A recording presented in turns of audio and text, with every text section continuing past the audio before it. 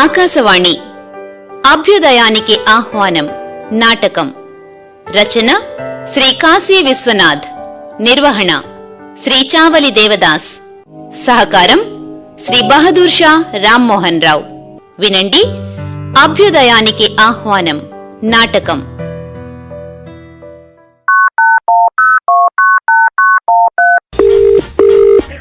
Hello Krishnamohan, good morning రా. చెప్పరా ఏంటి సంగతులు? నీ మ్యారేజ్ యానివర్సరీకి నా కంగ్రాట్స్. కానీ రే, నువ్వు ఇచ్చే పార్టీకి నేను సతీ సమేతంగా రాలేనురా. కారణం ఏమిటి అంటావా? కారణం ఏమిటంటే 4 రోజుల కిందట నేను మా ఆవిడ చిన్నగా గొడవ పడ్డాంలే. ప్రస్తుతం అయితే మాట్లాడుకోవడం లేదు. నా అవసరాల సంగతి అంటావా?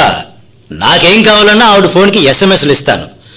అలాగే ఆవిడ నాకు ఎస్ఎంఎస్లు ఇస్తుంది. సెల్ ఫోన్లు ఇప్పుడు ఈ విధంగా కూడా ఉపయోగపడుతున్నాయిరా. ఓకే, నీ పార్టీకి రాలేకపోతున్నందుకు సారీరా, ఉంటాను. మేము ఎస్ఎంఎస్ల కాపురం చేస్తున్నామని చెప్పుకోవడం మరీ దరిద్రంగా ఉంది. ఏమో ఆనంద్, ఎలా ఉన్నావు? రండి అప్పలకొండ గారు, మనం రాత్రి 10 గంటల వరకు కలిసే ఉన్నాం కదా, మళ్ళీ పొద్దున్నే వచ్చి ఎలా ఉన్నామని అడుగుతారేంటండి? అలా అనకయ్యా, ప్రస్తుతం ఉన్న స్పీడ్ యుగంలో ప్రమాదాలు జరగడానికి ఎంతసేపు పట్టాలి? ఇంతకీ మీ ఎస్ఎంఎస్ల కాపురం నిన్న రాత్రితోనైనా ముగింపుకు వచ్చిందా? లేదండి, ఇంతవరకు కాఫీ ఇవ్వలేదని ఇప్పుడే ఎస్ఎంఎస్ ఇవ్వబోతున్నాను, మీరు వచ్చారు. అదిగో, నువ్వు ఎస్ఎంఎస్ ఇచ్చేలోగా మీ ఆవిడ రజని 2 కాఫీలు పట్టుకొచ్చేసింది. అమ్మ రజని, నాకు కూడా పట్టుకొచ్చేయడం నీ సహృదయతకి నిదర్శనం అమ్మా.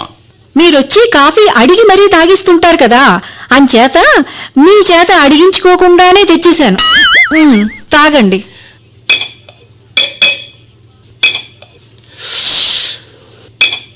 బాగుందమ్మా కాఫీ.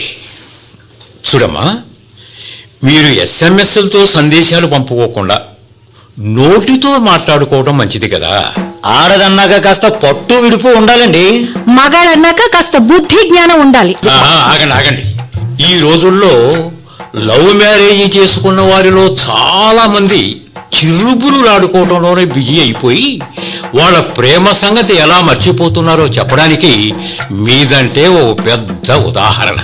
కాకపోతే మీలో ఉన్న స్పెషాలిటీ ఏమిటంటే గత 4 రోజుల నుంచి ఎస్ఎంఎస్లతో మాట్లాడుకోవటం. మీ పద్ధతి నాకేం నచ్చలేదయ్యా. నా పద్ధతి మీకు ఎందుకండి నచ్చాలి? ఎందుక? నేను ఇంటికి ఓనర్ని కాబట్టి. ఇప్పుడు మా మొగుడు పెళ్ళాల పర్సనల్ విషయాల్లో దూరిపోతే మాత్రం నేను ఒప్పుకోను. నేను మీ మధ్యకి రావడం కాదు తల్లి, మన ముగ్గురి మధ్యకి ఓ పెద్ద పులి ఇంకాసేపట్లో ఎంటర్ అయిపోతుంది అని చెప్పడానికి. అంటే ఈ ఊరు జూ నుంచి మళ్ళీ ఓ పెద్ద పులి తప్పించుకుందా? ఇప్పుడు రాబోతున్న పెద్ద పులి మీ వెంకటాపురం నుంచి దిగబడిపోతోంది. వెంకటాపురం పులి అంటే మా తాతయ్య గారు? ఆయనే. మాకు తెలియని విషయం మీకెలా తెలిసిందండి?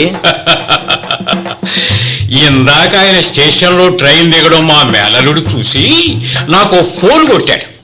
చాలా రోజుల తర్వాత వస్తున్నాడు కదా అని ముందు జాగ్రత్త కోసం మీకు చెప్పాను. నేను చూస్తే ఇక్కడ ఉద్యోగం మానేసి బిజినెస్ ఆరంభించాలని అనుకుంటున్నాను.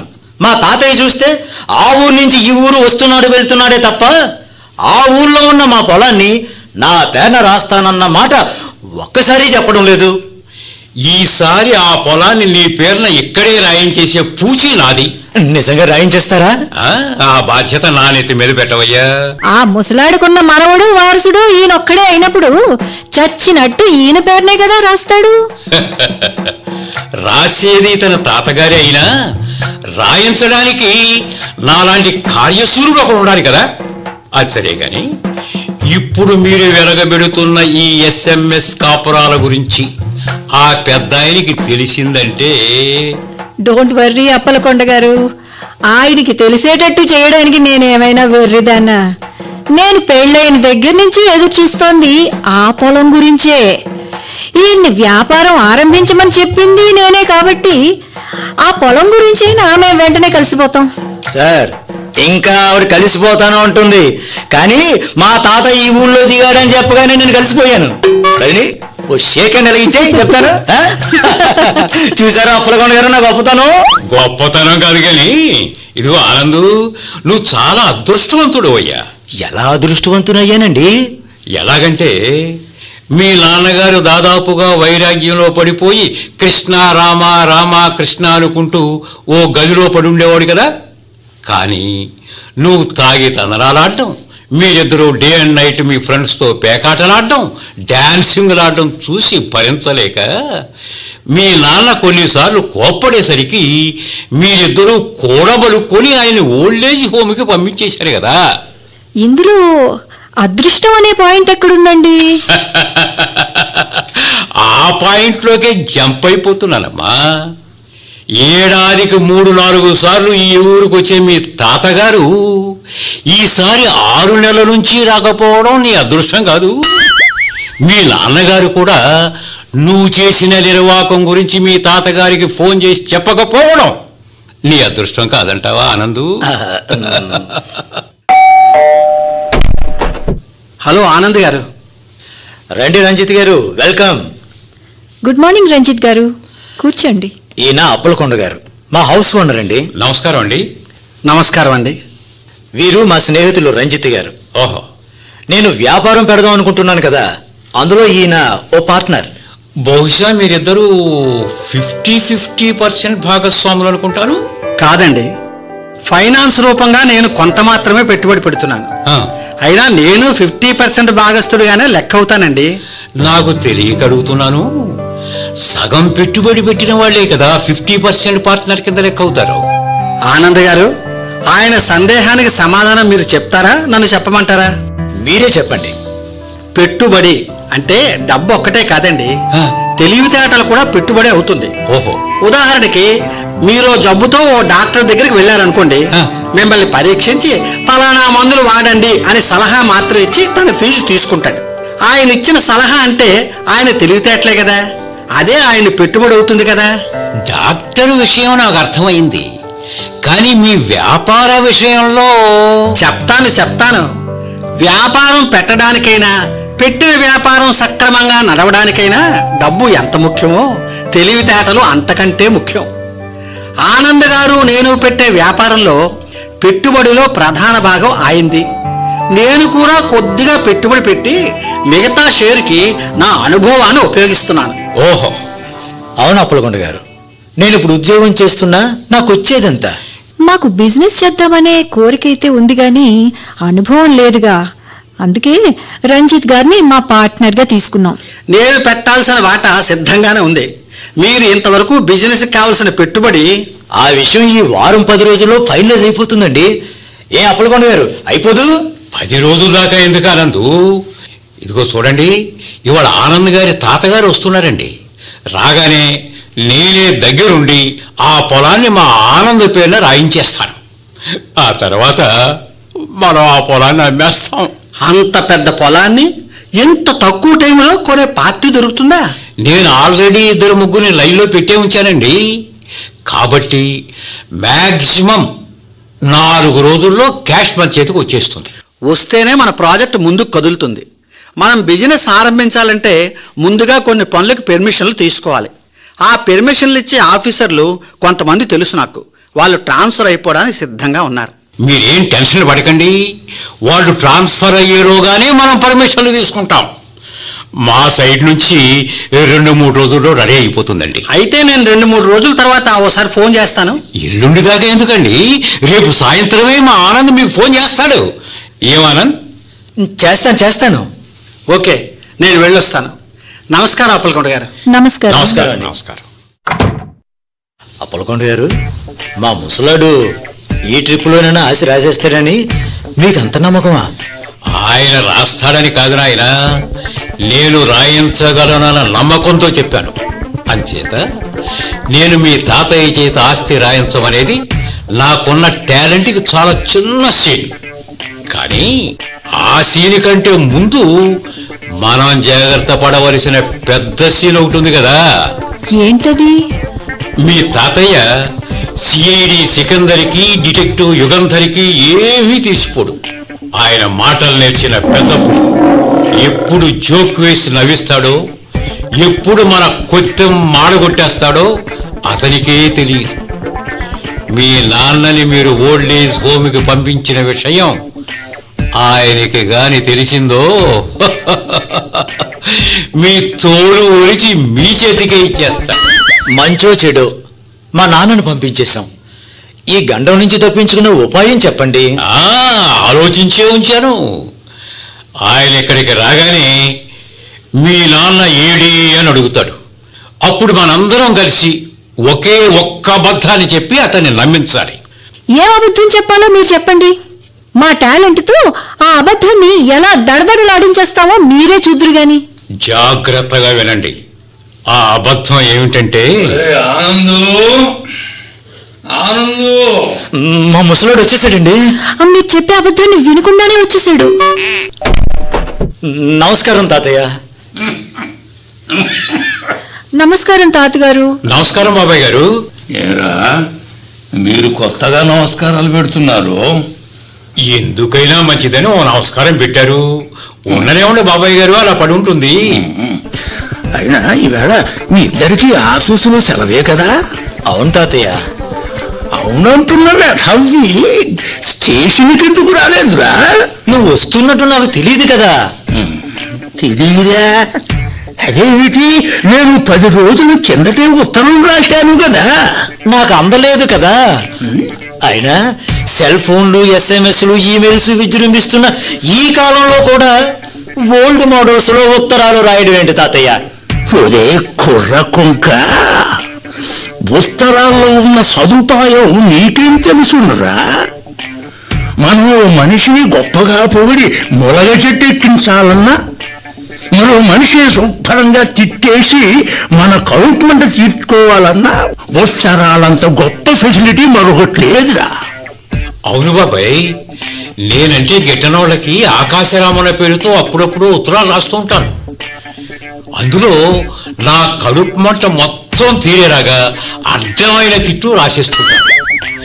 ఆ ఫెసిలిటీ ఫోన్లో మాట్లాడడం వల్ల రాదని కనిపెట్టేశాను నేను. చూసేవుట్రా, అప్పలకొండ లాంటి తిరకాసు మనిషికి కూడా ఉత్తరాల విలువ తెలిసింది గాని నీకు మాత్రం తెలియలేదురా.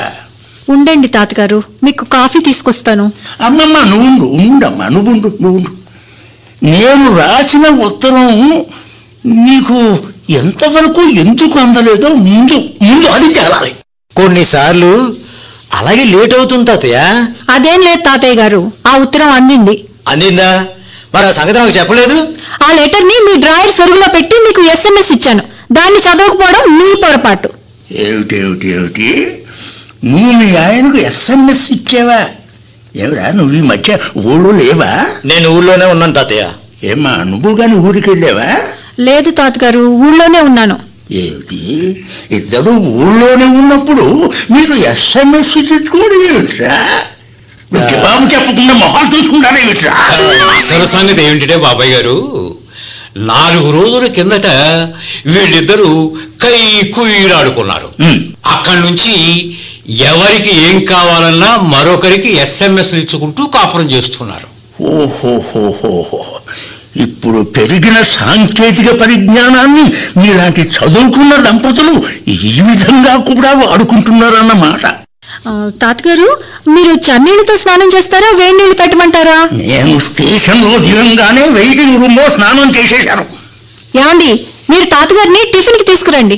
తాతయ్య, నువ్వు లోపలికి వచ్చి టిఫిన్ చేస్తావా లేక? ఆనందు, ఏమిటయ్యా అడగడం? మా ఇద్దరికి లోపల కాఫీ టిఫిన్లు బందోబస్తు చేసి నేను తాతగారి కంపెనీ ఇస్తాను. నువ్వు నాకు కంపెనీ ఇవ్వక్కర్లేదు, ఫ్యాక్టరీ ఇవ్వక్కర్లేదు. ఆనందు, నాకు కాఫీ టిఫిన్ అక్కర్లేదు.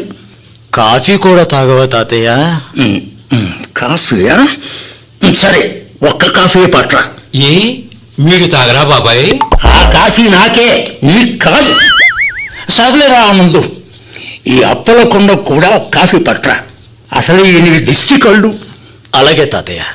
బాబాయ్ గారు, ఒక్క నిమిషం మన ఆనంద్తో నా పర్సనల్ విషయం ఒకటి మాట్లాడాలి. ఆనంద్, ఓసారి ప్రక్కొస్తావా? ఏంటండి, మీరు ఆ పొలాన్ని రాయించేసే పని చూస్తానన్నారుగా? చూడడం కాదు, ఏకంగా రాయించేస్తాను. మరి నాకు 1,00,000 చొప్పున కమిషన్ కొట్టిస్తావా? ఆ సంగతి పని జరిగాక చూద్దామండి. అలా కుదరదే. అగ్రిమెంట్ ఎప్పుడు పని జరగక ముందే చేసుకుంటారు గాని పని జరిగాక కాదు. 1,00,000 వెయ్యే కదా, పారేస్తానండి. ముందు ఆ పని చూడండి. నేను లోపలికి వెళ్తున్నాను. ఏమిటి అప్పలకొండ, మా ఆనందతో ఏదో రహస్యం మాట్లాడుతున్నావు? అబ్బెబ్బెబ్బే, రహస్యం ఏమీ లేదు బాబాయ్ గారు. నాకు జనరల్ నాలెడ్జ్ ఎక్కువ కదా. మీ వాడికి ఏదో డౌట్ వచ్చి మొన్న అడిగాడు, ఇవాళ జవాబు చెప్పేశాను. ఓహో, సరే, ఏమైనా కబుర్లు చెప్పవయ్యా. కబుర్లు అంటే జ్ఞాపకానికి వచ్చింది. ఆ మధ్య మీ ఊరు నుంచి ఓ పెద్ద మనిషి వచ్చి ఫలానా ఫలానా మనోహర్ గారి ఫ్యామిలీ ప్రిస్టేజి అంతా ఇంతా కాదు, వాళ్ళ మారినంత ఉంది అని మా గొప్పగా చెప్పాడండి. అవునయ్యా, మా ఫ్యామిలీ చాలా గొప్పదనే అభిప్రాయం మా ఊరి వాళ్ళదే కాదు, నా అభిప్రాయం కూడా అదే. గొప్ప ఫ్యామిలీ అంటే మీ ఫ్యామిలీలో ఎవరైనా పెద్ద పెద్దవాళ్ళు పుట్టారా బాబాయ్? లేదు, అందరూ చిన్న చిన్నోళ్ళే పుట్టారు, ఆ తర్వాత పెద్ద పెద్ద వాళ్ళు అయ్యారు. నా ఉద్దేశం అది కాదండి. మీ ఫ్యామిలీలో ఎవరైనా పేరు ఉన్నవాళ్ళు పుట్టారా అని. పేరున్న వాళ్ళు ఎవరూ పుట్టలేదయ్యా, అందరూ పేరు లేకుండానే పుట్టారు, పుట్టిన తర్వాత పేరు పెట్టారు. అది కాదు బాబాయ్, మీ ఊళ్ళో వారందరినీ మీరు ఒకే తాటి మీద నడిపిస్తారట కదా?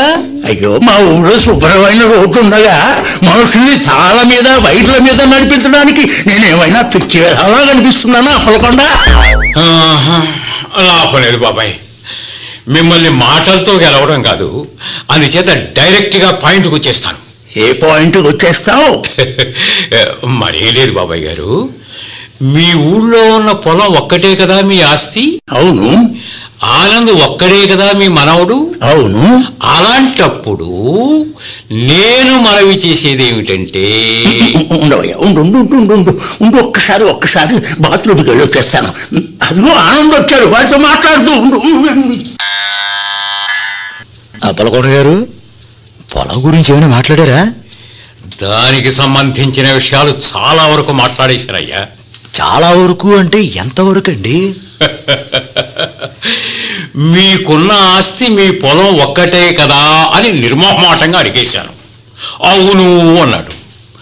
ఆనంద్ ఒక్కడే కదా మీ మనవడు అని కూడా అడిగేశాను. అవును అన్నాడు. మీరు అడిగిన విషయాలు అందరికీ తెలిసినవే కదా? అందరికీ తెలిసినవే అనుకో, కానీ ఒకవేళ నీ కర్మ గాడిదలు కాసి రేపొద్దుట నేను నీ మనవణ్ణే అంటూ మరొకడు పుట్టుకొచ్చి ఆస్తిలో వాటా అడిగితే? మా నాన్న అలాంటి రంగెల్లి రాజా కాదండి బాబు, యమా డిసిప్లిన్ మనిషి. ఆ డిసిప్లిన్ భరించలేకే కదా మేము అతన్ని ఓల్డ్ ఏజ్ హోమ్ తరిమేశాం.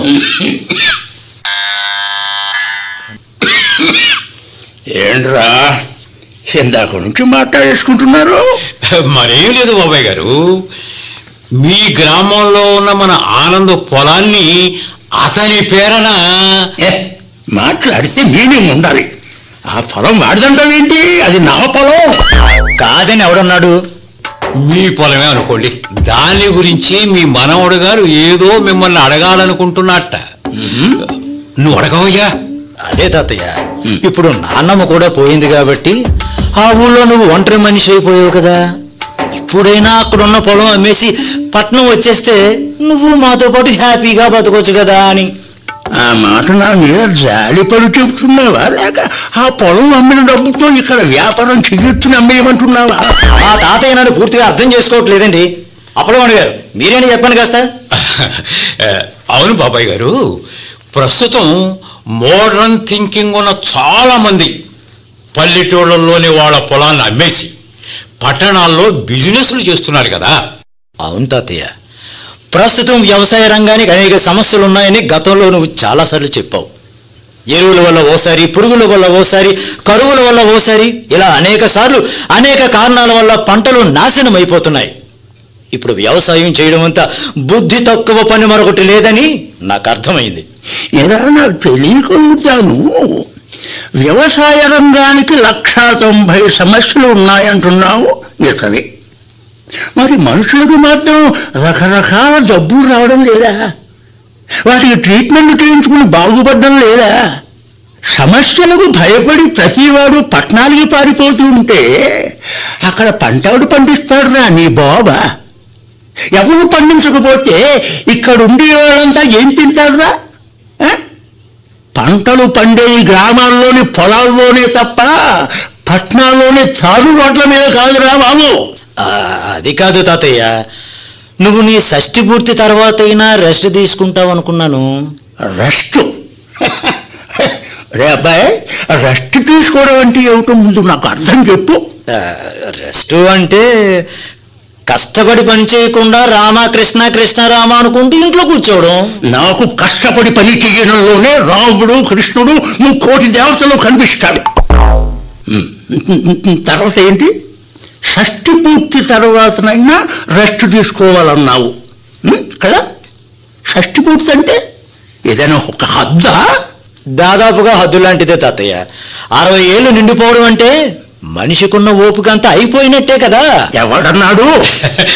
జనరల్ గా చాలా మంది అంటుంటారు కదా. నేను అలా అనుకునే మనిషిని కాదు అప్పలకొండ. మరి మీరెలా అనుకుంటున్నారు తాతయ్య గారు? మన మనసులో అత్యాశ, అసూయ, అహంకారం లేకపోతే మన మనసు ప్రశాంతంగా ఉంటుంది. అలాంటి ప్రశాంతమైన మనసులున్న వారికి సంతృప్తి ఉంటుంది, సంతోషం ఉంటుంది. అంచేత నా గురించి మీరేమీ బెంగ పెట్టుకోనక్కర్లేదు. నువ్వు బాగానే మాట్లాడుతావు తాతయ్య. ఇంతకీ నువ్వు పొలం అమ్మేసి ఇక్కడికి వస్తున్నావా లేదా? అవును, నేను పొలం అమ్మేసి ఇక్కడికి వచ్చే బదులు నువ్వే ఉద్యోగం మానేసి వ్యవసాయం చూసుకోవచ్చు కదరా. అలా చేస్తే నీ బదులు మరో నిరుద్యోగికి ఉద్యోగం దొరుకుతుంది, నాకు నువ్వు సాయంగానూ ఉన్నట్టుంటుంది. భూలోక స్వర్గం లాంటి ఈ నగర జీవితాన్ని వదిలి ప్రత్యక్ష నరకం లాంటి ఆ వ్యవసాయంలోకి రానా? ఇంత ఆస్తి ఐశ్వర్యం ఉండి నువ్వు అప్పుడప్పుడు స్వయంగా పొలంలోకి దిగి రైతు కూలీలతో సమానంగా పనిచేస్తూ ఉంటావు. అది నీ దురదృష్టం. ఆ పొలాలు, పశువులు, ఆ బ్యాడ్ స్మెల్, ఆ వాతావరణం అంటేనే నాకు అసహ్యం తాతయ్య. అదంతా అందుకు అనవసరం, పక్కన పెట్టేద్దాం. ఇంతకీ నువ్వు ఇక్కడికి వస్తావా రావా? రే నాయనా ఆనందు, నువ్వు ఎన్నాళ్ళ నుంచో రమ్మంటున్నా నేను రానంటూ కాలాన్ని నెట్టుకొచ్చేసాను. కానీ నా జీవిత చరమాంకంలోనైనా నా వాళ్ళ దగ్గర గడపాలని నిర్ణయించుకుని పట్నం వచ్చేయాలని తీర్మానించుకున్నాను రా. పొలం అమ్మేసే కదా వస్తున్నావు? అమ్మకపోతే ఆ ఊరికి నాకు ఉన్న బంధం తెగదు కదా. అందుకే మన ఊరి శేషాద్రి గారికి అమ్మేశాను. డబ్బులు ఇచ్చేసాడా? పూర్తిగా ఇచ్చేశాడు. అమ్మయ్యా, నా పెళ్ళైన దగ్గర నుంచి ఆ శుభగడి కోసం ఎదురు చూస్తున్నాను. మరి ఆ డబ్బేది? అదిగో ఆ శేషాద్రి చెక్కు రాసి ఇచ్చాడు, పెట్టెలో ఉంది. ఎంత కమ్మారో? 10 కోట్లు. 10 కోట్లే?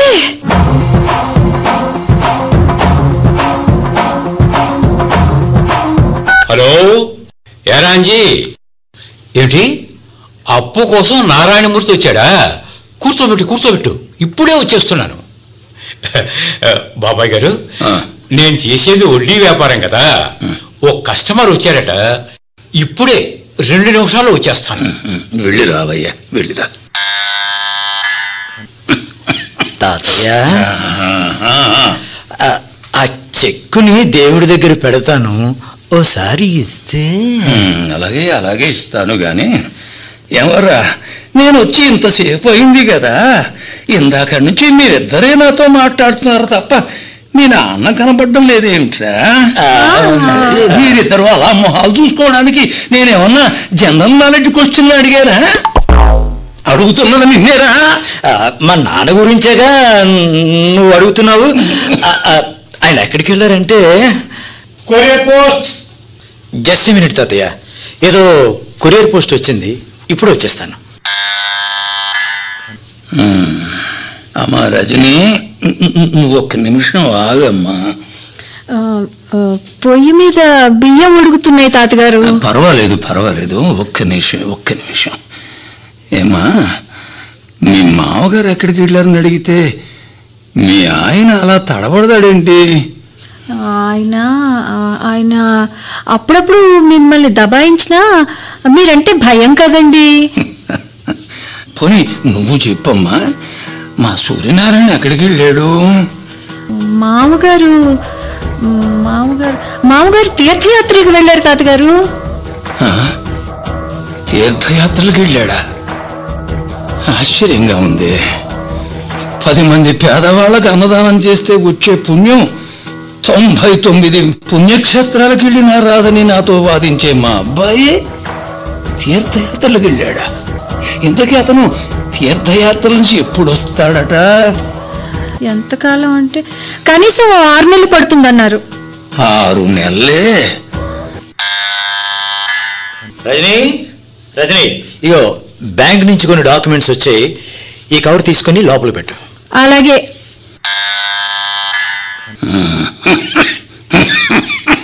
ఒరే ఆనందు, తాతయ్య, ఇందాక మీ నాన్న ఎక్కడికి వెళ్ళాడని నిన్ను అడిగాను.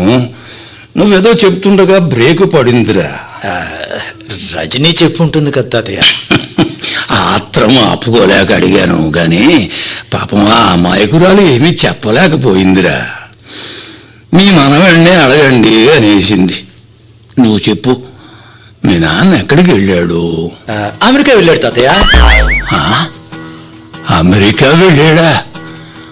వాడు సాధారణంగా ఊరు నుంచి కదలడానికే ఇష్టపడడు, అలాంటిది ఈ దేశం వదిలి అమెరికా వెళ్ళాడా? వెళ్ళాడా అంటే ఓ 5 లక్షలు ఇచ్చి నేనే పంపించాను తాతయ్య. అసలు ఏం జరిగిందంటే, జాన్సన్ గారని మా నాన్నకు మంచి ఫ్రెండ్ ఉన్నాడులే ఈ ఊళ్ళో. ఆయన పెద్ద కాంట్రాక్టర్. ఆయన అమెరికాలో ఉన్న తన కొడుకుని చూడడానికి వెళ్తూ మా నాన్నను కూడా సరదాగా రమ్మన్నాడు. దారి ఖర్చుల కోసం ఓ 5 లక్షలు ఇచ్చి నేనే పంపించాను. ఇప్పుడు నాకు గర్వంగా ఉందిరా మనవడా. ఏమండి? ఏ రజని, అన్నం వండేశాను. మీరు కర్రీ పాయింట్కి వెళ్ళి 4 రకాల కూరలు, సాంబారు, రసం ఇవన్నీ పట్టుకొచ్చేయండి. అలాగే.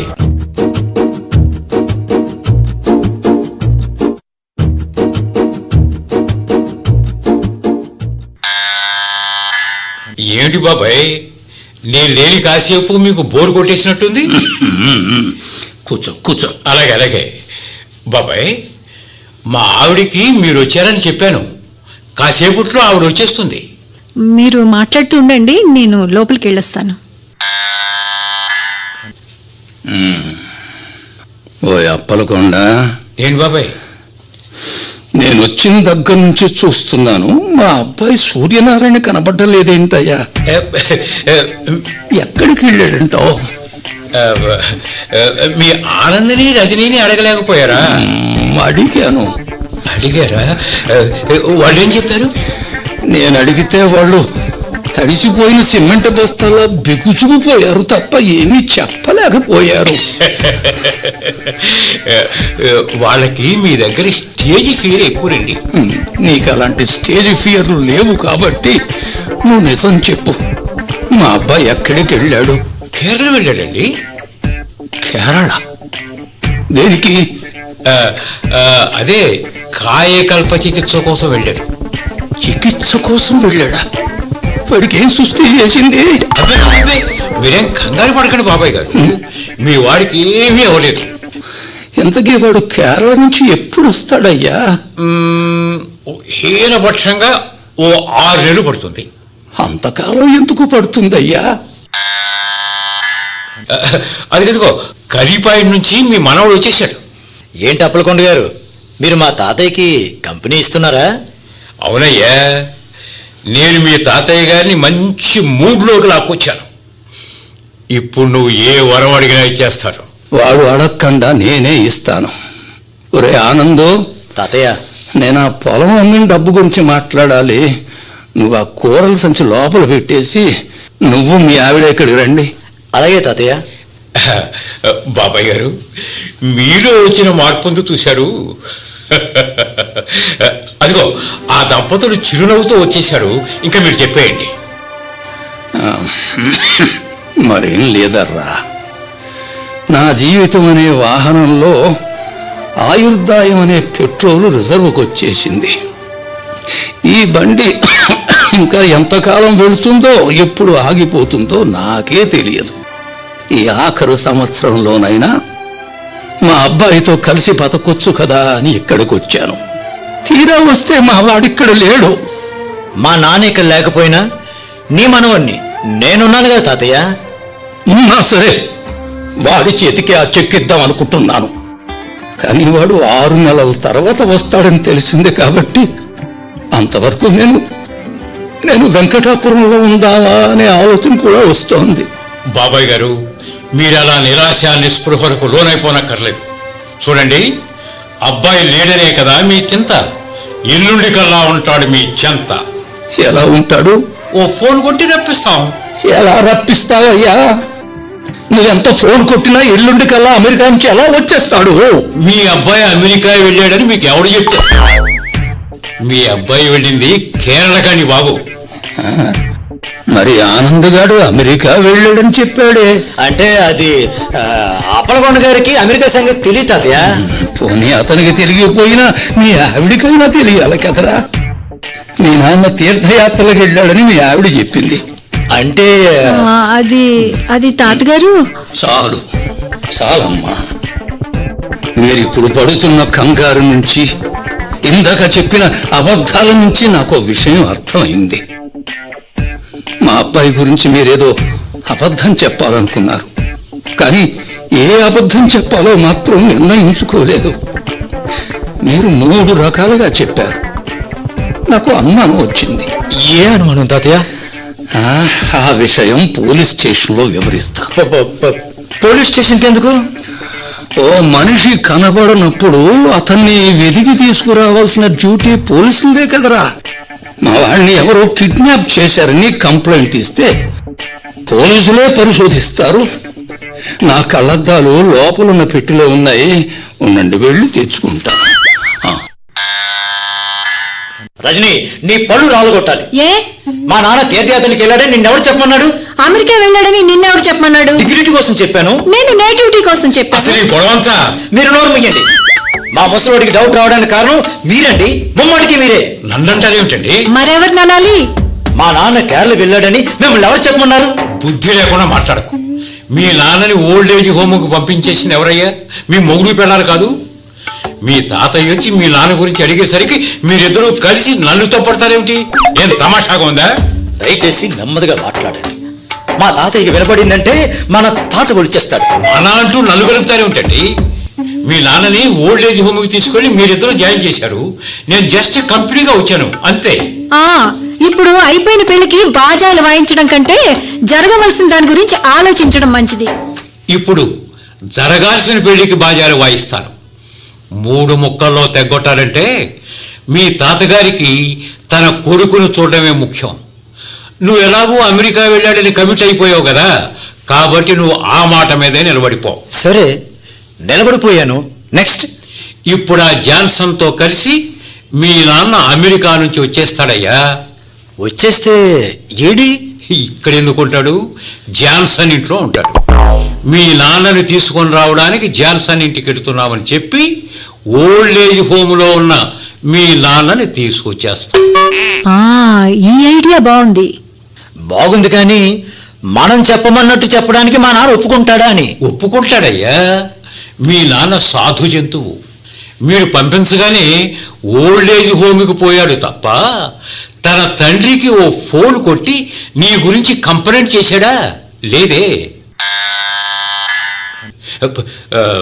ఆనందు, అదిగో మీ సీనియర్ సిటిజన్ వచ్చేస్తున్నాడు. నువ్వు ఆ ఫోన్లో మాట్లాడుతున్నట్టు యాక్ట్ చెయ్యి. ఏంటన్నా, ఎలా ఉంది అమెరికా? అంత గొప్పగా ఉంటుంది కాబట్టి దాన్ని అమెరికా అన్నారు. ఎవర్రా మీ నాన్న? అవును తాతయ్య. నేను మాట్లాడతాను రా. ఓసారి ఒక్కసారి నాన్న, తాతయ్య ఇప్పుడు మన ఇంట్లోనే ఉంటున్నాడు. నీతో మాట్లాడతాడట. Hello hello hello. సారీ తాతయ్య, లైన్ కట్ అయిపోయింది. పర్వాలేదులేండి, మనం ఇప్పుడు వెళ్ళి మావయ్య గారిని తీసుకొచ్చేస్తాంగా. మీకేం మతిపోయింది ఏమిటారా? మీరు అమెరికా వెళ్ళి తీసుకురావడం ఏమిటి? ఇప్పుడు మా నాన్న మాట్లాడింది అమెరికా నుంచి అనుకుంటున్నావు తాతయ్య? భలేవాడివే, ఈ ఊళ్ళోనే జాన్సన్ గారి ఇంట్లో నుంచి. ఇందాక అమెరికా వెళ్ళాడన్నావు. వెళ్ళాడు, కానీ ఇప్పుడు వచ్చేసాడనమాట. ఇదేం విచిత్రం రా. నేను గదిలోకి వెళ్ళక ముందు అడిగితే మీ నాన్న అమెరికా వెళ్ళాడన్నావు, ఇప్పుడు బయటకు వచ్చి అడిగితే అమెరికా నుంచి వచ్చేసాడంటున్నావు. నువ్వు కన్ఫ్యూజ్ అవ్వకు తాతయ్య. మా నాన్న ఏనాడో అమెరికా వెళ్ళి ఈనాడే వచ్చేసి ఇప్పుడే ఫోన్ చేశాడనమాట. మేము ఆయన్ని తీసుకురావడానికి వెళ్తున్నాం. అలాగే వెళ్ళి రండి, త్వరగా వచ్చేయండి.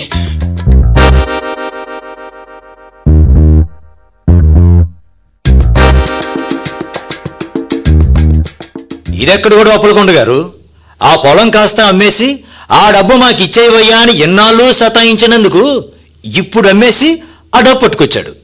ఆ డబ్బును తన కొడుక్కే ఇస్తానని పట్టుబడితే మనం ఆ ఓల్డేజ్ హోమ్ కి పరిగెత్తాం. కానీ మీ నాన్న నెల రోజుల క్రిందటే అక్కడి నుంచి వెళ్ళిపోయాడని వాళ్ళు చెప్పారు.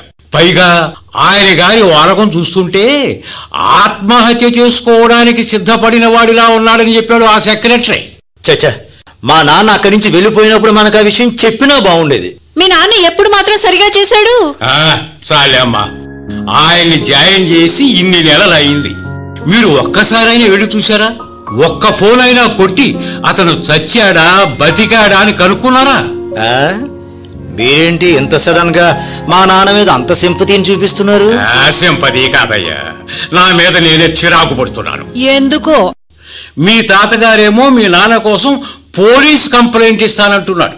పోలీసులు మీతో పాటు నన్ను అనుమానితుడిగా లెక్కగట్టేస్తారు కదా అని భయపడి చస్తున్నానమ్మా. మూలమూలమో బాబు ఆనందరావు, ఇప్పుడు మీ ఆవిడ ఎందుకు వచ్చింది అప్పలకొండ గారు? చూడు బుల్లెమ్మ, ఇప్పుడు నీతో మాట్లాడే పరిస్థితిలో లేను. వెళ్ళు. మా ఆవిడ్ని రమ్మని నేనే ఓల్డేజ్ హోమ్ నుంచి ఫోన్ చేశాను. ఇప్పుడు ఈవిడితో మనకేం పని? మీ మామగారు ఓల్డేజ్ హోమ్ నుంచి ఉస్కో అయిపోయాడని తెలియగానే నా మెదడికి జ్వరం వచ్చేసినట్టు అయింది. అందుకే నేను వెళ్ళిపోచ్చేసినాను. ఇప్పుడు ఆ ముసలాడు వస్తాడు, ఆ పెద్ద ఆయన్ని మస్కా కొట్టించడానికి నీ టాలెంట్ ఉపయోగించాలా? అలాగే. అతను ఎక్కడికి వెళ్ళాడని ఆలోచించకుండా ఆ ముసలాడి దగ్గరున్న డబ్బులు ఎలా లాక్కోవాలో ఆలోచిస్తే మంచిది కదా. అప్పలకొండ గారు, ఓ బ్రహ్మాండమైన ఐడియా ఆలోచించండి. ఐడియాలకేం ఆనంద, దిక్కుమాల ఐడియాలు బోలుడని స్టాక్ ఉన్నాయి. జాగ్రత్తగా వినండి. నేను చెప్పే ఫెంటాస్టిక్ ఐడియా ఏమిటంటే, ఈ సీన్ లో కూడా నేను ఐడియా చెప్పకముందే ముసలాడి ఎంటర్ అయిపోయాడు. కర్మ. దండాలు పెద్ద ఆయన గారు. ఏం బుల్లమ్మ, బాగున్నావా? మీ దయవల్ల బాగానే ఉన్నానండి. ఏరా ఆనందం, మీ నాన్న ఏడురా? లోపలికి వెళ్ళాడా? మాట్లాడారేమిరా? లేదు తాతయ్య, మా నాన్న రాలేదు. రాలేదు అంటే అమెరికా నుంచి ఇండియాకి రాలేదా, లేక జాన్సన్ ఇంటి నుంచి ఈ ఇంటికి రాలేదా? అమెరికా నుంచే రాలేదు. ఇందాక వచ్చేసాడని చెప్పి ఫోన్లో కూడా మాట్లాడావు కదరా. నువ్వు మాట్లాడింది మీ నాన్నతో కదా? మాట్లాడింది మా నాన్నతోనే, కానీ ఆయన అప్పుడు జాన్సన్ ఇంట్లో లేడు, అమెరికాలోనే ఉన్నాడు. కాకపోతే సిగ్నల్స్ సరిగా అందక మీ అబ్బాయి గారు జాన్సన్ ఇంటి నుంచే మాట్లాడాడు అనుకున్నాం. మొన్న మాయదారి తుఫాన్ వచ్చిన దగ్గర నుంచి ఊళ్ళో లైన్లన్నీ తగలడిపోనాయి. సరే సరే సరే, ఇంతకీ మీరు జాన్సన్ ఇంటికి వెళ్తే వాళ్ళు ఏం చెప్పారు? జాన్సన్ గారు తమ్ముడు ఏం చెప్పాడంటే, అమెరికాలో ఏవో గొడవలు జరుగుతున్నాయట, అవి చల్లారే వరకు విదేశాల నుంచి వచ్చిన వాళ్ళంతా ఆ దేశం నుంచి వెళ్ళడానికి వీలు లేదు అని ఆర్డర్ వేశారట. మరి మీ నాన్నను ఎప్పుడు పంపిస్తారట? ఎంత లేదన్నా ఓ 6 నెలలు పడుతుందట. అలాగా? మీ నాన్నను చూడకపోయినా కనీసం వాడితో నిమిషం మాట్లాడతానరా. ఇది ఫోన్ చేయరా. విదేశాల నుంచి వచ్చిన వాళ్ళ పాస్పోర్ట్లు, సెల్ ఫోన్లు అమెరికా గవర్నమెంట్ వాళ్ళు లాక్కున్నారట తాతయ్య. అక్కడున్న అల్లర్లు చల్లారిన తర్వాతే తిరిగిస్తారట. అయ్యో, ఇప్పుడు ఎలా రా? మీ నాన్న 6 నెలల దాకా రాడని నువ్వు చెప్తున్నావు. నేను 3-4 నెలల కంటే ఎక్కువ బతకనని ఆ జ్యోతిష్యుడు చెప్పాడు. మా అబ్బాయి చేతికి చెక్కి వాళ్ళని కోరిక తీరేటట్టు లేదు. అన్న పెద్దోళ్ళు మీరు అలా బాధపడిపోకండి బాబు. మీ కొడుకు చేతికి కాకపోతే అతని కొడుకు చేతికి ఇవ్వండి. మీ మనవడు మీ పులుసులోని ముక్కే కాదా? అవును తాతయ్య, ఆ డబ్బుని మా నాన్నకి ఇచ్చినాతో నాకే కదా ఇస్తాడు. అవును బాబాయ్ గారు, మీరేం పరాయి వాడికి ఇవ్వడం లేదు కదా. అయితే అదే మంచిదంటారా? అంతకంటే మరో మార్గం లేదు తాతయ్య. అవును తాతగారు. నా కొడుకు రాకపోయినా పర్వాలేదంటారా? అయ్యగారు, మనం రాతి బొమ్మకి దండం పెట్టి దేవుడికే దండం పెట్టేమని అనుకోవడం లేదా? ఇది అలాగే అనేసుకుంటే సరి. ఇప్పుడు నాకు అసలు విషయం అర్థమైపోయింది. అసలు విషయం అర్థమైందా? అర్థమైపోయింది. మీ భయాల నుంచి, మీ మాటల నుంచి నాకు పూర్తిగా అర్థమైపోయింది. నేను వెంకటాపురం నుంచి ఇక్కడికి రాని 6 నెలల్లో ఇక్కడ ఏం జరిగిందో, మా అబ్బాయిని మీరేం చేశారో ఇప్పుడు నాకు పూర్తిగా అర్థమైంది. అయితే మా నాన్నకి ఏమైందంటారు? ఏమైందో చెప్పాలా? ఎవరా చెప్పాలా? ఎందుకు చెప్పాలంటే నువ్వు ఊహించిన దానికి వాస్తవంగా జరిగిన దానికి ఎంత తేడా ఉందో తెలుసుకోవాలి కదా. నా కుమారుడు సూర్యనారాయణ ఆ భగవంతుడి దగ్గరికి వెళ్ళిపోయాడు. అంటే అంటే స్వర్గస్థుడయ్యాడు. అవునా? మీ నాన్న ఈ మధ్య మరణించి ఉండాలి. ఆ మరణ వార్త తెలిస్తే ఈ ముసలి గుండె పగిలిపోవచ్చన్న భయంతో, కనీసం నన్నైనా కొన్నాళ్ల పాటు బతికించుకుందామన్న ఉద్దేశంతో మీరు ఈ నాటకం ఆడుతున్నారని అర్థం చేసుకున్నాను. నేను ఊహించింది నిజమేనా? మీరు నిజం చెప్పడానికి 1 నిమిషం టైం ఇస్తున్నాను, ఆలోచించుకోండి. ఈలోగా నేను లోపలికి వెళ్ళి మంచినీళ్ళు తాగొస్తాను. అప్పలకొండ గారు, ఇదేంటండి మా తాతయ్య ఇలా ట్విస్ట్ ఇచ్చాడు? మనం తలా ఓ అబద్ధం చెప్పడం వల్ల మనల్ని చెప్పు తీసు కొడతాడేమో అనుకున్నాను. బహుశా మన కన్ఫ్యూజన్ అంతా చూసి తన కొడుకు చచ్చిపోయాడని తాతయ్య అనుకుంటున్నాడు. ఆయన ఎలా అనుకుంటే మనకెందుకు? ఆయన అలా అనుకోవడం వల్ల మనకు డబ్బు వస్తుందా రాదా? ఈ విషయం ఆలోచించండి. దానికి ఆలోచించడం ఎందుకు? ఆ డబ్బుని మా నాన్నకి ఇస్తే ఆయన చచ్చిన తర్వాత నా చేతికి వచ్చేది. కానీ మా నాన్న చనిపోయాడని మా తాతయ్య కంటైపోయాక ఇప్పుడు నా చేతికే వస్తుంది. కానీ నాకు డౌట్, ఒకవేళ ఆస్తి మీ చేతికి వచ్చేసాక కొన్నాళ్ల తర్వాత మీ నాన్న ఇంటికొస్తే? రాడ్లే. ఒకవేళ వస్తే మనమే చంపేస్తాం. ఊరుకోవయ్యా, అవే మాటలు. ఓలమ్మో, అలాంటి పనులు చేయడం తప్పయ్యా. ఆ డబ్బు ఎవరిది? మీదే. నువ్వు చంపుదామనుకున్నది ఎవరిని? మీ బాబుని. తప్పు. సర్లే, నాకేదో ఫ్లోలో అలా వచ్చేసింది. అయినా మా తాత 4-5 నెలల కంటే ఎక్కువ కాలం బతకడని ఎవడో జ్యోతిష్కుడు చెప్పాడట కదా. అవును. అంచేత ఈ 4-5 నెలల్లో మా నాన్న ఇక్కడ రాకుండా చూసుకుంటే చాలు. ఏమంటారు అప్పలకొండ గారు? ఓహో, నీ ఐడియా అదర్స్. మన కమిషన్ మాట ఏంటి? ఉండండి, ఐడియా తట్టక నేను చేస్తుంటే మధ్యలో మీ కమిషన్ గోల్ ఒకటి. అయ్యే మాటలే కురోడా, నీ గోల నీది, మా గోల మాది.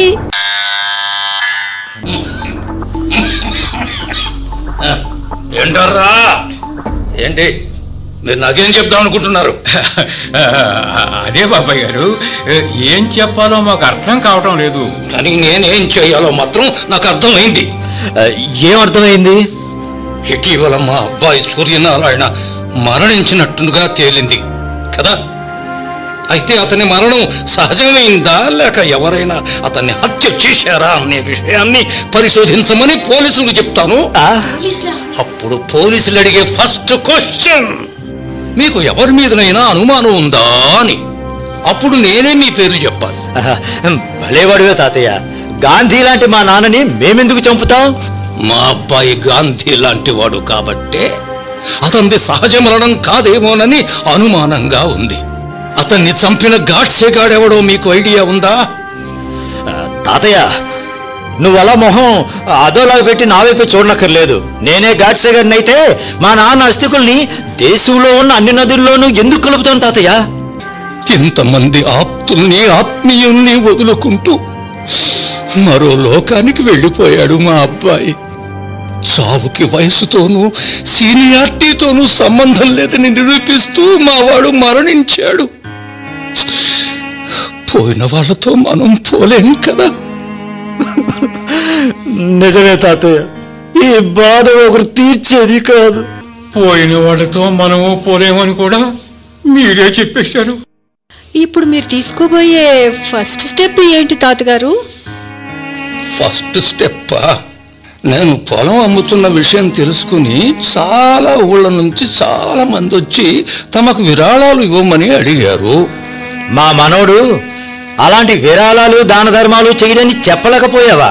నేను నీ పేరు చెప్పకపోయినా ఈ ఆస్తి అంతా మా అబ్బాయికి ఇస్తున్నాను కాబట్టి అతన్ని అడిగి చూడండి అన్నాను. మా నాన్న కూడా నీలాగా ఇతరులకు సాయం చేయడం అంటే మహా సరదా. మరేం పర్వాలేదులే, వాళ్ళు వచ్చి నన్ను విరాళాలు అడిగితే లెఫ్ట్ హ్యాండ్ రైట్ ఇచ్చి పంపించేస్తాను. వాళ్ళు నిన్నెందుకు అడుగుతారు? పొలం అమ్మిన డబ్బు నా చేతికి వస్తుంది కదా. ఎలా వస్తుంది? తాతగారి ఆస్తి వచ్చేది మనవడికే కదా తాతయ్య. ఈ ఆస్తి అంతా మా తాత నాకు ఇచ్చుంటే దీన్ని నీ తాతగా నీకిచ్చుండేవాణ్ణి. కానీ ఈ ఆస్తిలో ప్రతి రూపాయి ప్రతి పైసా నా స్వార్జితం. అంచేత దీన్ని నా ఇష్టానువర్తంగా ఖర్చు చేయొచ్చు. ఇష్టానువర్తంగా ఖర్చు చేయొచ్చు అంటే ఎవరికిస్తారట తాతగారు? చెప్పనా? మా జ్యోతిష్కుడు చెప్పిన ప్రకారం నేను 3 నెలల కంటే ఎక్కువ బతకను. అంచేత ఈ 3 నెలలు నన్నెవరైతే బాగా చూసుకుంటారో వాళ్ళకే ఈ డబ్బంతా ఇచ్చేస్తాను. తాతయ్య, ఆ అవకాశం పరాయి వాళ్ళు ఎవరికో ఇవ్వడం ఎందుకు? నేను నిన్ను బాగానే చూసుకుంటానుగా. ఏ జ్యోతిష్కుడు చెప్పిన జోస్యమైనా 60-70 వంతుల వరకే కరెక్ట్ అవుతుందట. ఒకవేళ నేను 3 నెలలు కాకుండా 3-4 సంవత్సరాలు బతికినా సర్వ ఖర్చులు భరించాలి తప్ప నేను ఒక్క పైసా కూడా ఇవ్వను కాక ఇవ్వను.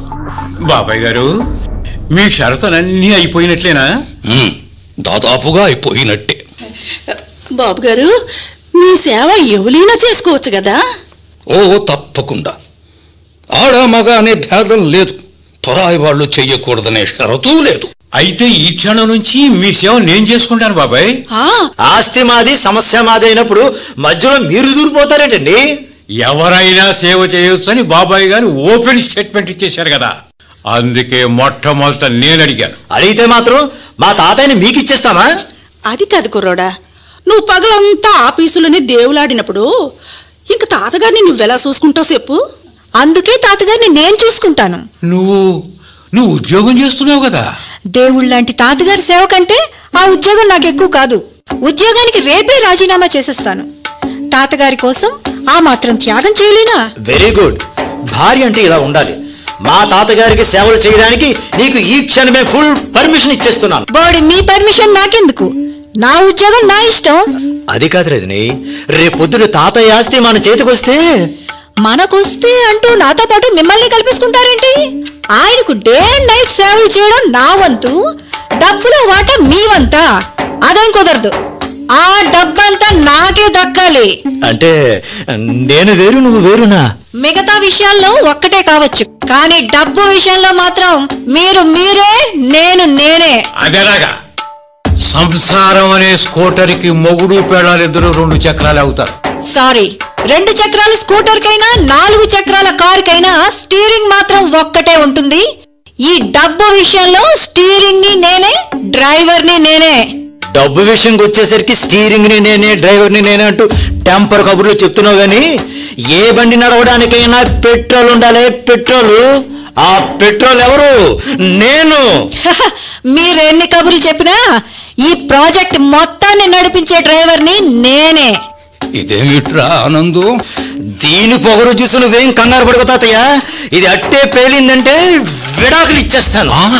మీరు నాకు విడాకులు ఇవ్వడం ఏంటి? Non sense.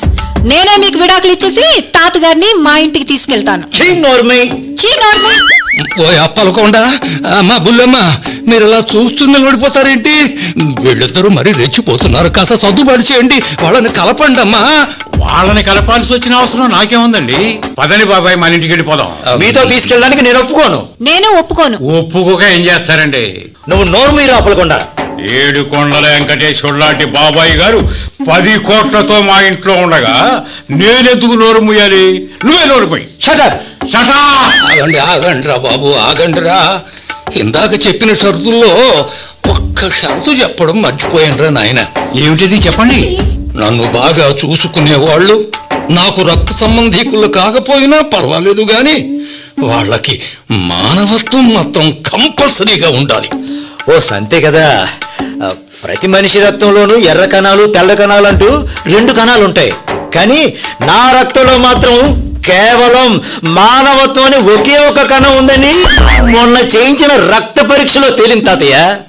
అంటే నీ రక్తం నిండా మానవత్వమే ఉందా? రక్త పరీక్షలో అదే తేలింది. మరి తాతగారు, నాకున్న మానవత్వాన్ని 25 మందికి పంచగా ఇంకా ఇంత మిగిలిపోతుంది. అంచేత తాతగారు మీరు నాతోనే వచ్చేయండి. ఆగవమ్మా, నా పేరేంటో తెలుసా? అప్పలకొండ. ఇది పక్కా సంస్కృత పదం. దీనికి తెలుగులో మానవత్వం అని అర్థం. అంచేత మీరు మా మొగుడు పెళ్ళాల దగ్గరికి వచ్చేయండి బాబు గారు. కాదు, నాతో రావాలి. నాతో రావాలి. కాదు, మాతో రావాలి. ఆగండి. ఇంతవరకు మీరు చెప్పిందంతా విన్నాను. ఇప్పుడు నేను చెప్పాల్సిన టైం దగ్గర పడింది. ఎరా ఆనందు, రే ఆనందు, తాతయ్య నీ రక్తంలో మానవత్వం అనే కణం ఒక్కటే ఉందా? అవును తాతయ్య. ఏమా రజనీ, నీ మానవత్వాన్ని 25 మందికి పంచగా ఇంకా కొంత మిగిలిపోతుందా? అవును తాతగారు. ఏం అప్పలకొండ, ఏయ్, నీ పేరుకి తెలుగు అర్థం మానవత్వమా? అవును బాబాయ్ గారు. నీకు నీకు నీకు ఇంతింత మానవత్వం తగలడినప్పుడు మీరంతా కలిసి నా కొడుకునెందుకురా ఓల్డేజ్ హోమ్కి పంపించేశారు? అలానే నీకెవరు చెప్పాడు తాతయ్య? ఎవడు చెప్పాడని కాదురా, నువ్వు మీ నాన్నని ఓల్డేజ్ హోమ్కి పంపించేశావా లేదా? లేదు. మరైతే మీ నాన్న చనిపోయాడన్నది నిజమంటావా? అదే కరెక్ట్. దానికి వీళ్ళే సాక్ష్యం. చెప్పండి అయ్యా. అవునండి, అవునవును. మీరంతా ఇంత ఖచ్చితంగా చెప్తున్నప్పుడు మరి ఆ వ్యక్తి ఎందుకు అలా చెప్పాడు? ఎలా చెప్పాడు? మీరు ముగ్గురు మా అబ్బాయిని బలవంతంగా తీసుకెళ్లి ఓల్డేజ్ హోమ్ లో జాయిన్ చేసేశారని, ఆ తర్వాత మీరు ఒక్కసారి వెళ్ళి చూడలేదని చెప్పాడు. ఎవడా రాస్కెల్? ఎవరా స్కౌండ్రల్? ఎవడా ఇడియట్? మీరు అడిగిన రాస్కెలు, మీరు అడిగిన స్కౌండ్రెలు, మీరు అడిగిన ఇడియట్ ని ఇదిగో ఇప్పుడే మీ ముందుకు రప్పిస్తాను. మీరు ఆగండి. రేయ్ నాయనా సూర్యనారాయణ, నాన్నగారు లోపలికి రా లోపలికి. ఇదిగో అక్కడ నిలబడు. ఒరే అందు, మీరు ఇతన్ని గుర్తు పెట్టారా? మీరు ఓల్డేజ్ హోమ్కి పంపించేసిన మీ నాన్న చనిపోయాడని చెప్పి మీరు బిల్డప్లు ఇచ్చిన మీ మామగారు రజనీ. తాతయ్య, అసలు ఏం జరిగిందంటే, నోరు మూసుకుని విను. గత కొంతకాలంగా మీ నాన్న నాకు ఫోన్ చేయలేదు. నేను ఫోన్ చేస్తే స్విచ్ ఆఫ్ అనే సమాధానం వస్తోంది. నాకు అనుమానం వచ్చి ఈ ఊళ్ళో ఉన్న ఓ స్నేహితుడి ద్వారా ఎంక్వైరీ చేయించాను. అప్పుడు నాకు అసలు విషయం తెలిసింది. నేను వెంటనే ఈ ఊరొచ్చి ఆ ఓల్డేజ్ హోమ్కి వెళ్ళి మా అబ్బాయిని మా స్నేహితుడింటికి పంపించాకే ఈ ఇంటికి వచ్చి మీ మనస్తత్వాలన్నీ బయట పెట్టించాను. మా నాన్నను ఓల్డేజ్ హోమ్కి నేనేం పంపలేదు, అతనే వెళ్ళిపోతానన్నాడు. ఎవరా సూర్యనారాయణ, మాట్లాడవే. అవును నాన్న, నా అంతటా నేనే వెళ్తానన్నాను. నువ్వు నీ భార్య ఇక్కడికి నీ ఫ్రెండ్స్ని పిలిచి ఇంటిని క్లబ్గా మార్చేసి రాత్రి తెల్లవార్లు పేకాటలాడుతూ తాగి తందనాలాడుతుంటే చూసి సహించలేక నేను కోప్పడ్డాను. నువ్వు నా మీద కోప్పడుతూ నేను వేస్ట్ క్యారెక్టర్ అని తిట్టావు. నేను ఆవేశం తట్టుకోలేక కొట్టబోయాను. నీ భార్య ప్రేరణతో నువ్వు నన్ను కొట్టడానికి చేయెత్తావు. నాయనా సూర్యం, బాధపడుకురా. తులసి వనంలో గంజాయి మొక్కలా వీడు మన ఇంట్లో పుట్టాడు. అవును నాన్న, 10 మంది చేత పురుషోత్తముడిని ప్రశంసించబడుతున్న నీలాంటి తండ్రికి నేను కొడుకుగా పుట్టినా నేను మాత్రం మానవత్వం ఉన్న ఒక కొడుక్కి జన్మనివ్వలేకపోయాను. ఆ బాధతోనే ఓల్డేజ్ హోమ్కి వెళ్ళిపోతానన్నాను నాన్న. వాళ్ళ ఉద్దేశం అదే కాబట్టి నీ నోటంట ఆ మాట రాగానే అందరూ కలిసి దగ్గరుండి మరీ సాగనంపారు. కానీ ఆనందు, నీకు నీ తండ్రి అక్కర్లేకపోయినా నాకు నా కొడుకు కావాలి. ఓకే, మీ తండ్రి కొడుకులిద్దరూ కలుసుకున్నారు కదా, ఇంకా గతం సంగతి వదిలేసి భవిష్యత్ సంగతి మాట్లాడండి. అంటే ముందు నా సంగతి తేల్చి అప్పుడు ఊరు నుంచి కదలాలి అని అర్థం. నీ సంగతి తేల్చడం ఏంటి? 10 కోట్లు విలువ చేసే పొలం ఉందిగా, దాన్ని నాకివ్వాలి. నీకెందుకు ఇవ్వాలి? నేను నీ మనవణ్ణి, నేనొక్కనే నీ వారసుని కాబట్టి. ఆస్తుల్ని వారసులకే తప్ప ఇతరులకి ఇవ్వకూడదు కాబట్టి. ఒరే ఆనందో, నువ్వు చెప్పిన సిద్ధాంతం వారసత్వంగా వచ్చే ఆస్తులకు వర్తిస్తాయి తప్ప స్వార్జితమైన ఆస్తులకు వర్తించదు. ఈ ఆస్తి నా కష్టార్జితం. అయితే ఆ పొలాన్ని నీ కొడుకు రాసేయ్, అతను తన కొడుకైనా నాకిస్తాడు. అప్పుడది వారసత్వంగా వచ్చే ఆస్తి అవుతుంది కదా తాతయ్య. వద్దు నాన్న, వద్దు. నువ్వు ఆ ఆస్తిని నాకు రాయకు. ఒకవేళ నువ్వు నాకు రాసినా నేను మాత్రం వీడికి రాయను. అదేమిట్రా, ఎందుకు రాయొద్దంటున్నావు? వీడికి ఆస్తి రాస్తే భస్మాసురుడికి వరం ఇచ్చినట్టే అవుతుంది నాన్న. విన్నావు కదా ఆనందు, నాకున్న పొలం నా స్వార్జితం కాబట్టి దాన్ని నా ఇష్టం వచ్చిన వాళ్ళకి రాసుకోవచ్చు. వారసుడు లేకపోతే ఎవరికైనా దానం చేయొచ్చు, కానీ మీ వారసుడున్నాడు ఇక్కడ. నువ్వెలా వారసుడు అవుతావురా? నీ కొడుకు పుట్టాను కాబట్టి. నువ్వు నన్ను కొట్టడానికి చెయ్యెత్తిన ఆ క్షణంలోనే నా కొడుకు చచ్చాడనుకున్నాను. నువ్వు అనుకున్నంత మాత్రం నేను నీ వారసుని కాకపోన్నానా? అంచేత నేను నీకు వారసున్నే అవుతాను. మానవత్వం లేని వాడు వారసత్వానికి ఎలా అర్హుడవుతాడురా? నాకు కావాల్సింది నువ్వు చెప్పే సోది కాదు తాతయ్య. నీ పేరున ఉన్న పొలం. ఈ రోజుల్లో వ్యవసాయం చెయ్యడం అంత బుద్ధి తక్కువ పని మరొకటి లేదని చెప్పే నీలాంటి నికృష్టుడికి నేను పొలాన్నిస్తే అది ఈ దేశానికి చేసే ద్రోహం అవుతుంది. నాకివ్వకపోతే మరెవరికి ఇస్తావు? ఆ పొలం గురించి నేను నిర్ణయం తీసుకున్నాను. ఆ నిర్ణయమే చెప్పమంటున్నాను. చెప్పు నాన్న, చెప్పు. ఉదయం నాతో చెప్పిన నిర్ణయాన్ని వాడికి చెప్పు. చదువుకున్న నిరుద్యోగుల మీద నేను జాలి చూపించడం వల్ల వాళ్ళకి ఎలాంటి ప్రయోజనం లేదని నాకు తెలుసు. చదువుకున్న ప్రతి వారు ఉద్యోగాలే చేయాలనుకుంటే ఏ ప్రభుత్వమూ ఉద్యోగాలు సమకూర్చలేదు. అందుచేత బతకడమే సమస్యగా మారిన నిరుద్యోగులందరికీ నేను బంపర్ ఆఫర్ ఇస్తున్నాను. ఏంటా బంపర్ ఆఫర్? పట్టభద్రులు బతకడానికి పట్నంలో ఉద్యోగాలే చెయ్యనక్కర్లేదు. గ్రామాలకెళ్లి వ్యవసాయం చేసి రాష్ట్రాన్ని సస్యశ్యామలం చేద్దామనుకున్న ప్రతి నిరుద్యోగికి ఇదే నా ఆహ్వానం. దేనికి ఆహ్వానం? దేశంలో ఉన్న నిరుద్యోగాన్నంతా నేను నిర్మూలించలేను, కానీ నాకున్న చిన్న పరిధిలో కొంతమందికైనా ఉపాధి కల్పించాలనుకుంటున్నాను. ఉపాధి కల్పించడం అంటే ఎలా? చదువుకున్న నిరుద్యోగుల్లో కొంతమందికి నాకున్న పొలాన్ని తలా కాస్త దానం చేస్తాను. దానికి నేను అంగీకరించను. నీ అంగీకారాన్ని ఎవడూ అడగలేదు. నా ఆశయం మంచిదని భావించే నిరుద్యోగులు ఒకే ఒక్క పని చెయ్యాలి. నీ సంకల్పం మహా అద్భుతంగా ఉంది నాన్న. నీ ఉద్దేశానికి నేను ఊపిరిపోస్తాను. చెప్పు నాన్న, చెప్పు. వాళ్ళేం చెయ్యాలి? ఆహారం తినడం తప్పు కానప్పుడు ఆహార ధాన్యాలు పండించడం కూడా తప్పు కాదని భావిస్తే నేను పంచే పొలాన్ని స్వీకరించడానికి మీట్ మిస్టర్ మనోహరం, వెంకటాపురం పోస్ట్, వయా తగరపు వలస, విశాఖపట్నం జిల్లా. పద సూర్యనారాయణ, మన జీవిత శేషాన్ని వ్యవసాయం చేస్తూ ఇలాంటి నీచుడికి దూరంగా గడుపుతాం. పద పద.